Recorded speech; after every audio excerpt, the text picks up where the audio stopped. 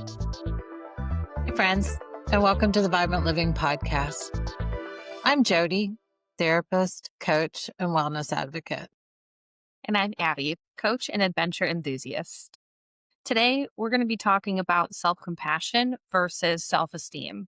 This has been inspired by our blog post written by Jodi, and it's available to all of you on our website. So, Jodi, let's start by talking about why one of those heals and the other hides the hurt. Why do you think that so many of us are tied? Or why do you think so many of us tie our confidence to how well we're doing instead of how we treat ourselves when things fall? Good question. We live in a culture that's obsessed with self-esteem. Yeah, it's like almost like we've been taught self esteem over self compassion. And then self esteem has become this barometer of confidence. Exactly. It's a moving target built on performance and approval. Truth is, self-esteem depends on being good enough at work, in relationships, and in comparison to others. Yeah. And like, who declares what is good enough? Self esteem passes the torch to others on what defines being good enough. And then the power is taken away from us, which probably makes the situation even worse. Yeah, exactly. When life inevitably knocks us down, that fragile foundation cracks. Self-esteem staggers because it's a moving target. Yeah. And we're left feeling not good enough because it demands perfection at all times. Self-compassion, on the other hand, doesn't. It doesn't ask you to feel good about yourself. It asks you to care about yourself. Agreed. It's easy to be like good when things are good, but like, what about the hard times? It's giving us the grace as we move through difficult or new situations. Exactly. Self-compassion is what helps us stay grounded when self-esteem wavers. It's not about inflating your ego. It's about softening toward yourself. Yeah. Self esteem says I'm worthy. I'm sorry. Self esteem is saying I am worth because I'm different or exceptional, whereas self compassion says I'm valuable because I'm human. Exactly. According to Kristen Neff, a researcher in self-compassion, she states that it's got three components. So we're going to talk today about mindfulness, common humanity, and self-kindness. So, yeah, let's break it down. Okay. Let's talk about some definitions of mindfulness that we know, what off the cuff. What do you think of when you hear the word self-compassion or mindfulness? Let's go with mindfulness. Let's talk about what we feel like we already know about Hmm. mindfulness. Yeah. I feel like there's a lot of mindfulness practices that are out there, right? We talk about like meditation or just like reflection, taking time to be quiet, maybe being like situationally aware, Mhm. or just like self-awareness. Exactly. It's a very broad term. So it covers all of those things. Mhm. Meditation, being contemplative. Yeah. And you brought up a really good one, situational awareness, so awareness. So in that context, right, mindfulness comes to self-compassion. It has to do with recognizing when you're suffering.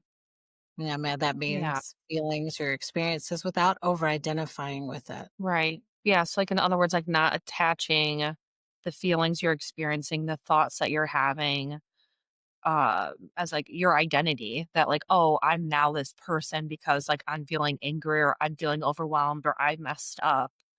And instead just being able to like entertain and experience that for a moment and then being able to move on Exactly. So instead of it's work about through. exactly. So when you think about our shared humanity, right? When we feel shame, it has to do with feeling like you're a bad person. I did this thing that makes me a bad person. But shared humanity lets us know that we're not the only one in the world that has experienced this thing. Okay. But shame would want to have you feel like you're all alone in this, where embarrassment helps you remember the shared humanity. Yeah, that, like, things happen to everybody, and, like, just, like, falling in public or tripping, and yes, it's awkward or, like, oops, but, like, we can laugh it off because, like, we see that, everybody has experienced that, and it's Exactly. nobody's fault. It's something that happened. Yes, exactly. But if you feel like you're the only person in the world right now in our culture, we got so much going on with businesses closing, downsizing. So losing a job, kind of the same thing for a grown up. It's like tripping and falling for a kiddo, if we want to make the comparison, right? So it's Yeah. deeply personal. And we can get in our head and get very laser focused and feel like nobody understands me. But in reality, if we talk to people, and I don't know what the percentage is of people that possibly have lost their job, but I would suspect that just about everybody has lost a job of some sort at some time or another. So we can go after that shared humanity and say, you know what, I'm not alone in this. I've experienced what other people have experienced. Yeah, and to, like, feel that sense of, like, community and belonging even in hardship that, like, everybody goes through a setback, like, whether, you know, it's losing a job or missing a promotion or going through a breakup or failing a test, something like that. It's like, you know, every human experiences these things. Right. It's a part of the human story. Mhm, yeah. I feel like definitely that's where the self-compassion comes in, because it starts internally, and I think that's one really difficult thing about self-compassion is, like, it happens inside of us, and, um, it's we can't read each other's minds, so it's easy to tell ourselves whatever story, make whatever assumptions, Mhm. and self-compassion helps us, uh remember, stay grounded that everybody is learning, right? Nobody's born an expert. It's so much of life is just skill development. Right. Exactly. So you're leading right into the third one of self kindness. Okay. So when you think about self kindness, right, it's responding to the pain with warmth instead of judgment. We often are our own worst critic. If someone you've cared about made a mistake or was learning something new, we wouldn't be harsh or judgmental. We'd give that person the grace and kindness to grow, right? Yeah, of course. You definitely would. Um, yes, what I'm hearing is that self compassion shifts everything. It gives us the permission to be imperfect, to take a pause and to keep moving forward with grace instead of self criticism. Exactly. So, how does that show up in everyday life? Let's talk about that. How can you tell the difference between self esteem and self compassion? Yeah, for sure. I think some like real life examples here would help. I would say like self-esteem might say like you should have known better. Like what were you thinking? Like that very like harsh tonality, Hmm. Yeah, I hear very that. judgmental. Yeah. Yeah. Now everyone's going to think you're not capable. Yeah. Hmm. Or you're the only one who can't get it together. Yeah. This is Or how kind of going people, back you to know, oh, go ahead. sorry. Kind of going back to like that's like over self identity, right? Like saying like, oh, like because I made this one mistake or because like this one thing happened to me, like this is how people are going to see me moving Uh-huh. forward. Like this is now who I Yes. Yeah. am. Mhm. Makes me So, think of that quote, like, nobody wants to be judged by the worst moment in their life because that's just uh-huh. not a true picture of who any person is. It's like the sum Exactly. of all the actions that we take that make us who we are. Sure. And social media, right, gives us this pressure to be perfect all the time. So we don't want anybody Yeah. to know about the Mhm. one thing that we did that wasn't right. Self compassion asks us to pause for a moment, to step back, you know, Mhm. to step out of judgment and into care. It might sound like, wow, this is tough. Other people struggle with this too. I can be gentle with myself in this moment. Mhm. It's not And indulgent. It's yeah, rewiring the nervous system for safety and healing. yeah. That's such an important point. I think that goes back to what we were talking about earlier too, of like when we make a mistake or like something really hard happens, like we have such like deep emotion and feelings surrounding the situation. And like to be able to recognize in that moment of like, ooh, like my feelings are really big right now and to say like that's okay, like let's feel these, but then also Mhm. like have that grounded awareness of like okay, like we will move on from this, like we will learn from this, like or remembering like hey, have I ever experienced something like this before? No. Okay, like then the emotion is meritable, like, Exactly. that is okay, and I think, like, that combines, like, the self-awareness, which is built into self-compassion, right, with this, like, kindness, and almost, like, having that ability to, like, coach yourself through some of those situations. I feel like that's, like, Yeah. the As coaches, compassion we're doing coming it for do forward. right. As coaches, we're Mhm. we're not doing our job right if people need us forever. So yeah, I love that you use that we're coaching ourselves. And yeah, it's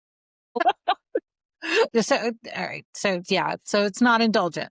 It's about rewiring our nervous system for safety and healing. Abby, you made some really great points that this moment is meritable. And the trauma loop, when go through something that's traumatic, and anytime we do these things and it's trauma, and being able to talk it through, being able to sit with it. So you sit with, we sit with our clients and we say, okay, don't rush past this moment. Okay. I notice that there's some emotion coming up for you right now, because that helps bring closure and reminds us that we're safe and that we can come back to wholeness. Yeah.